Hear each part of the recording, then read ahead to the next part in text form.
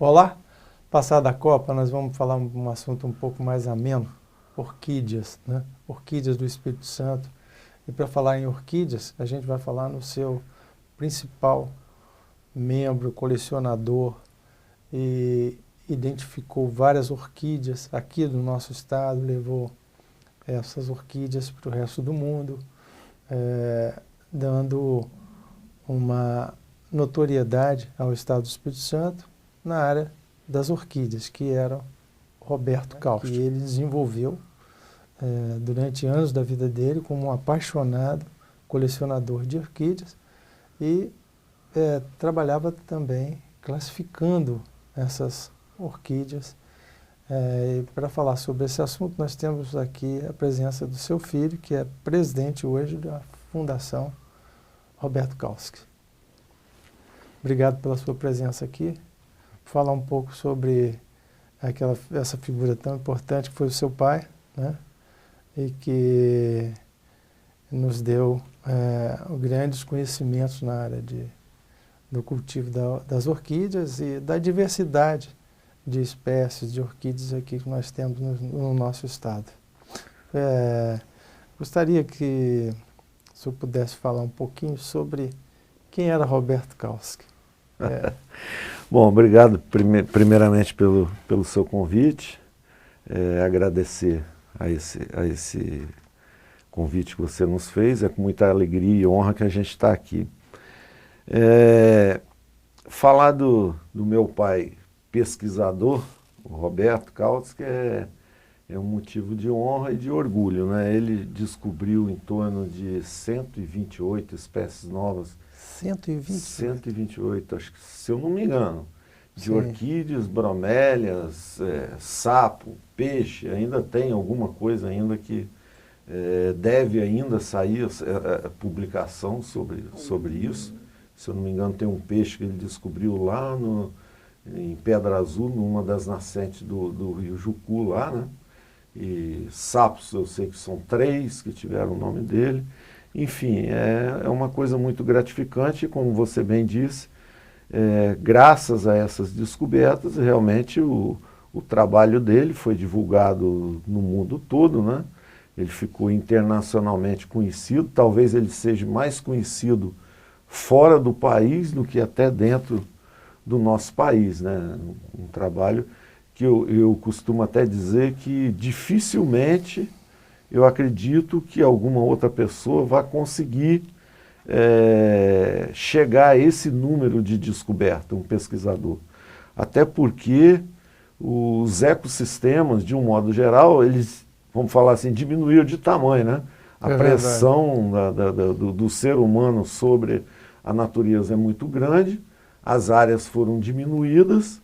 A diversidade óbvio, também, né? A biodiversidade, por consequência, também. Então, acredito que ainda existam novas espécies a ser descobertas em todas as áreas, mas dificilmente nessa quantidade que meu pai chegou a descobrir, até porque ele viveu num período de transição, né, onde você ainda tinha uma área de Mata Atlântica muito grande dentro do estado, foi vendo isso ser degradado.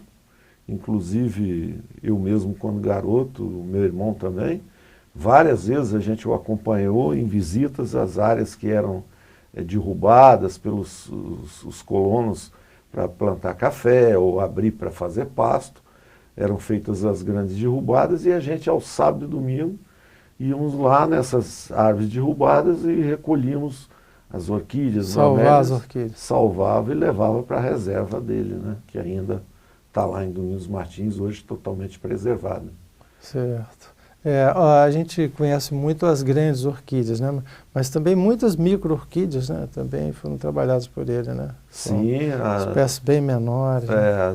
As micro-orquídeas, ultimamente, inclusive, ele estava assim, não é se dedicando mais, mas ele colocou um foco maior nessas micro-orquídeas, porque justamente as pessoas se impressionam, até hoje ainda, pelas flores de grande tamanho e beleza, mas às vezes deixavam de lado essas pequenas orquídeas, ou micro, ou bromélias mesmo, né? e que fazem parte do ecossistema, são importantes, muitas delas vivem em locais de um ecossistema próprio, de área geográfica muito reduzida, né? E, por exemplo, Domingos Martins começa o município a quase 50 metros de altitude, quase ao nível do mar, aqui divisa com Viana. Então você tem, talvez essa seja uma das explicações, que o município de Domingos Martins é considerado a nível mundial um dos maiores celeiros de orquídeas e bromélias. Talvez seja, com segurança, a área onde mais espécies ocorrem no mundo inteiro. Porque você começa a praticamente 50 metros ao nível do mar e chega a quase 2.000 metros no alto da Pedra Azul. Então você tem várias, como o papai dizia, províncias ecológicas e geográficas bem demarcadas. A cada tantos metros de altitude, uma espécie ocorre de 50 ou de 0 a 200, 300 metros de altitude, outra de 500 a 800, outra de... Então, e vai até Pedra Azul, 1.900 e poucos metros, né? 1980, né? uma coisa assim, que é no alto da Pedra Azul. Inclusive, lá em cima, no entorno do Parque Pedra Azul, ele descobriu uma Scuticária cautis, que só dá naquela região, é endêmica daquela região. Sim. Né? Então, e como eu te falei, se uma planta é endêmica de uma região e o local onde ela vive é degradado, ela vai sumir e nunca mais vai ser achada aquela espécie. Né? Levou Roberto Kautsky a fazer essa incursão pelo mundo da pesquisa das orquídeas? Olha, ele, segundo ele mesmo nos falava, quando meu avô começou a construir a fábrica, que na época era vinho de laranja, ele foi na mata tirar as árvores, madeira, para fazer o telhado lá da construção do galpão. E nas árvores que ele derrubou, ele viu então algumas orquídeas e tal, começou a trazer para casa. E papai, pequeno, tinha 9, 10 anos de idade, pegou esse gosto de admirar as flores das orquídeas e tal, e começou a colecionar. Isso ele veio como colecionador até uns 40 anos atrás, mais ou menos. E aí, como ele virou praticamente uma referência no estado do Espírito Santo, o seu Roberto é o cara que tem mais orquídeas, não sei o quê.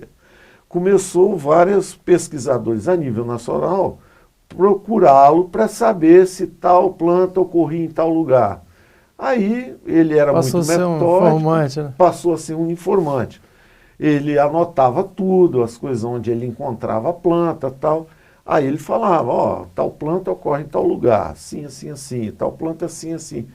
Aí ele começou a perceber que existia uma lacuna muito grande, que para o estado do Espírito Santo, naquela época, existiam acho que 500, 600 espécies de plantas oficialmente reconhecidas como ocorrentes aqui no estado, e ele já sabia de mais de 1.000, 1.200. Então ele falou, poxa, isso tem que ser registrado, vamos oficializar.